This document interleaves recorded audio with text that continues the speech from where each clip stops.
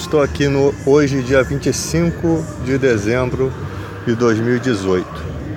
Acabei de voltar de um culto da Igreja Universal e eu nunca gostei de ir na Igreja Universal, mas por acaso fui com a minha mãe hoje, que ela queria tomar a Santa Ceia porque ela é membro da Universal. Então estou fazendo essa ministração aqui no meio desse barulho todo que vocês estão vendo. Para falar uma coisa para vocês, ontem recebi uma revelação.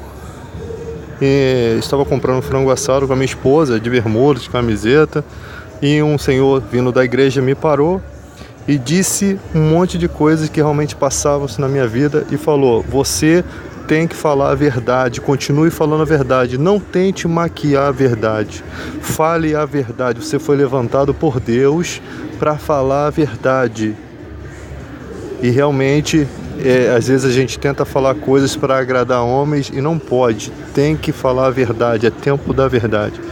Então eu fui na Igreja Universal hoje, fiquei feliz na primeira parte do culto. Teve a Santa Ceia, não participei da Santa Ceia, mas minha mãe participou e vi uma ministração maravilhosa sobre arrependimento, o pastor ministrou bem, as pessoas buscando com fervor a Deus, louvor, tudo perfeito, até chegar a segunda parte.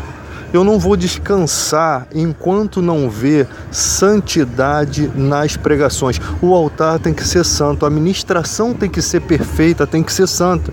Os pastores, membros, obreiros não precisam ser perfeitos, ninguém vai ser perfeito. Estamos em busca disso, mas a ministração tem que ser perfeita. Essa sim não pode fugir da perfeição. Quando eu estou na minha igreja, eu sempre desafio a qualquer pessoa que estiver na igreja. Qualquer pregação que eu fiz nesses 14 anos, vocês podem se levantar e dizer se eu preguei alguma mentira aqui. Pode levantar-se e dizer na minha cara se alguma vez foi usado de algum interesse de ganância na vida de alguns irmãos aqui através da ministração. Se alguma vez houve alguma motivação errada, a não ser a pregação verdadeira, pura e eficaz. A palavra de Deus tem que ser pura. Não pode ser... eu sigo muito o que Paulo diz. Qualquer evangelho diferente do que foi pregado, considere anátema, considere maldito. Então houve a ministração e a segunda parte do culto da Igreja Universal aqui em Santa Cruz, Rio de Janeiro, já começou errado. Ainda se tem, eu tenho certeza que o pastor sabe exatamente que isso não é uma verdade. O dízimo não é uma obrigação. Antes de chegar no culto, eu já estava conversando com a minha mãe a respeito disso, e exatamente era essa palavra que a gente estava conversando. Jesus disse: dai a César o que é de César e a Deus o que é de Deus. O dízimo é lei para os judeus. Era lei. Então, quando os judeus não davam o dízimo, era roubar a Deus. Por isso que o profeta Malaquias diz isso. Então dai a César o que é de César e a Deus o que é de Deus, para os judeus, porque na lei esse dízimo era usado para órfãos e viúvas. Então os órfãos e viúvas antigamente não tinha aposentadoria, não tinha Bolsa Família. Então órfãos e viúvas tinham que ser amparados pela lei de Deus. Então Israel tinha essa lei, em Israel o povo israelita tinha essa lei de Deus para sustento das viúvas. Então quando você não dá, você estava roubando o direito de Deus a abençoar os seus filhos, estava roubando de outras pessoas. Se estava roubando dos filhos de Deus, estava roubando de Deus. Então a administração perfeita é essa. O dízimo não é uma obrigação para os da graça, até que me prove o contrário. Se você conseguir me provar o contrário, o que eu estou ministrando, eu vou aceitar, se realmente estiver dentro da Bíblia. Mas por enquanto a visão de teologia que eu estudei chega até isso. Então usou-se também um texto para se apoiar à fogueira santa, que foi a parábola do servo infiel, servo mau, né? Do servo bom que Deus confiou, que o Senhor da terra confiou os talentos para ele ganhar outros talentos. Pelo que eu entendo, nesse texto não tem nada a ver com ofertas e dízimo nem fogueira santa. Isso daí está mais envolvido ao talento daquilo que Deus te deu por meio, como diz a palavra de Deus, quando Jesus subiu ao céu, deu dons aos homens. Ou seja, você recebeu dons, talentos. E o que você faz com esses talentos? Você enterra? Você para de fazer a obra? Ou você investe esses talentos para conseguir almas para o reino de Deus? Né? O que você faz com isso? Então, essa segunda parte da administração da Igreja Universal, eu vi que ainda não existe uma perfeição na administração, e a administração tem que ter a perfeição. Se você começar a aceitar coisas dentro da palavra, a palavra se torna infrutífera, porque tudo que não estiver, a Bíblia diz que nenhuma mentira provém da verdade. Então, se você você macula, né, coloca uma mancha na palavra de Deus, você vai trazer tormento, vai trazer tristeza. A palavra tem que ser perfeita. Quando há imperfeição, tem que haver repreensão. E vocês têm que entender isso como servo de Deus. Nós temos a mente de Cristo. Nenhuma igreja, todas as igrejas têm o Espírito Santo, e nenhuma igreja pode ministrar de uma forma diferente, querendo ser extraordinariamente diferente da outra. Não existe isso. Todos têm que falar a mesma coisa, porque o Espírito é um só. Então não existe a minha fé é diferente da sua, não existe isso, gente. Isso é uma enganação. Paulo, ele fala de Emineu e Fileto, que eram mestres da igreja, estavam corrompendo a fé quando eles começaram a dizer que a ressurreição já havia acontecido. Então eles eram muito inteligentes, eles podiam ministrar tudo bem, estava tudo bem as outras ministrações, mas essa ministração foi por causa dessa que Paulo começou a dizer que eles estavam corrompendo a fé, por causa de uma ministração. Então qualquer ministração errada, e o Paulo vai lá e tenta repreender, possivelmente, deve ter tentado repreender, eles não aceitaram. Essa não aceitação mostra que eles saíram do Espírito Santo. Mostra que eles deram uma brecha para Satanás inventar uma mentira e atrapalhar o Evangelho, que é puro. A palavra de Deus é o próprio Cristo, perfeito. Então tem que parar e analisar isso, gente. Tem que parar e analisar, porque é uma preocupação muito grande. Você está lidando com forças espirituais. Qualquer coisa errada que você ministra pode fazer com que o mal ganhe um campo, ganhe uma força. Então, como eu sempre falei, eu não tenho problema nenhum com o Bispo Macedo, com pastores não da Igreja Universal. O meu problema é com a ministração da palavra errada. Mas, irmão, o que você tem a ver com isso? E o que você tem a ver com Deus me chamar para pregar a verdade? O que as pessoas têm a ver com Deus chamar os cristãos para falar a verdade? Que mal estou fazendo eu se estou ministrando contra uma falsa pregação? Eu não tenho problema nenhum com a igreja, não tenho interesse nenhum em ter as coisas que a igreja tem. A Igreja Universal tem. A Igreja Universal tem um templo em Santa Cruz maravilhoso. Fui lá, tinha muitos espaços vazios. Por que não está cheio? Era para estar cheio. A visão que a Igreja Universal trouxe de ruim no mundo, em toda essa administração falsa, agora diminuiu, como eu estou citando aqui para vocês, pelo menos nessa igreja, diminuiu.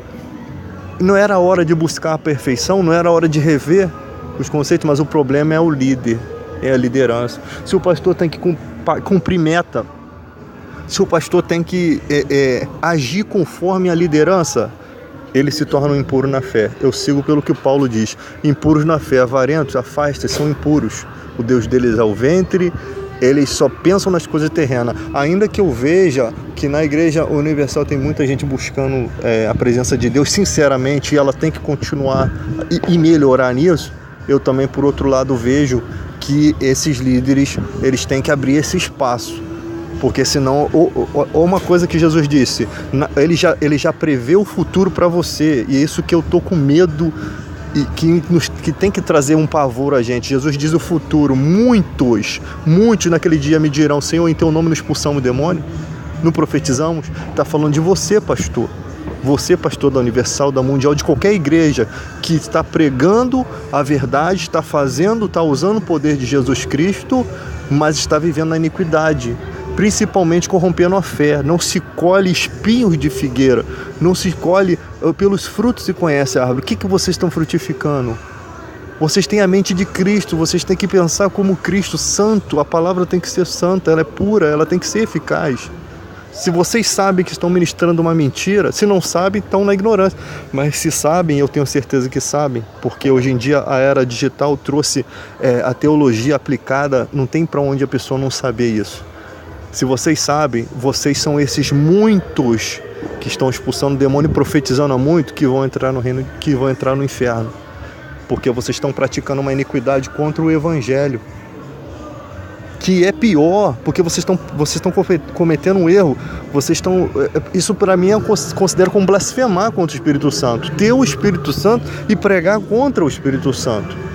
É Ele que convence o homem da verdade. Ele convenceu você de que essa situação não está dentro da palavra de Deus. Você sabe disso, mas por que você usa? Porque você dá uma desculpa de que o líder manda você pegar e fazer uma meta e pagar uma meta. Você está se corrompendo. Você não pode se corromper. É por isso que Paulo diz: esses são os impuros da fé, o Deus deles é o vento. Você tem que se afastar para que ele seja envergonhado.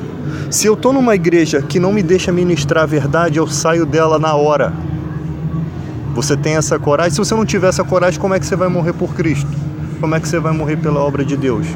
Você tem que ter essa coragem de abrir mão de tudo. Você não confia no teu Deus? Você acha que Deus vai deixar a tua família passar necessidade porque a igreja sustenta você?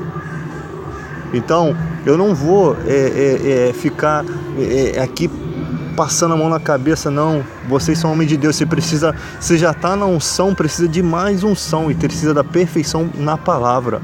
Quando você tiver a respeito, amor à palavra, por isso que Jesus falou, para seguir ele tem que ter amor, tem que amá-lo, independente de tudo, abrir mão de tudo por esse amor, né?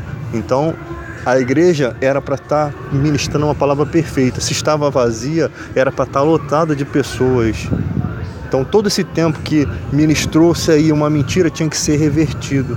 Muitos, Jesus falou, não se alegre, discípulos, porque eles voltaram alegres porque expulsavam o demônio. Não se alegre por isso. Alegrai-vos porque o nome de vocês está escrito no reino dos céus.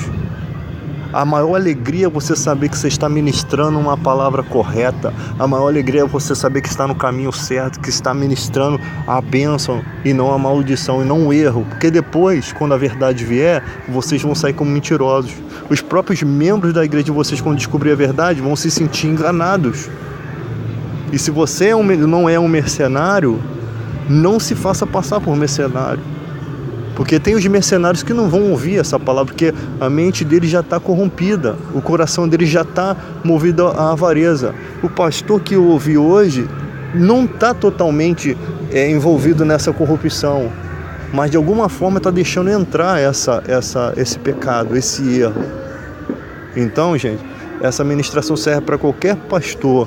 O momento em que você colocou uma coisa errada na palavra, você se colocou contra Deus.